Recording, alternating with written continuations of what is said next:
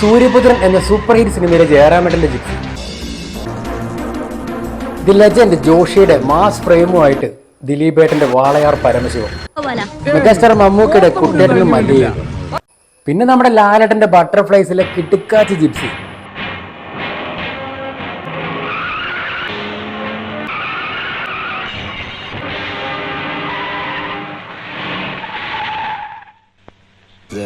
കേരളം കണ്ട ഏറ്റവും മികച്ച മാസ് ചിത്രത്തിലെ മാസ് ജീപ്പ്,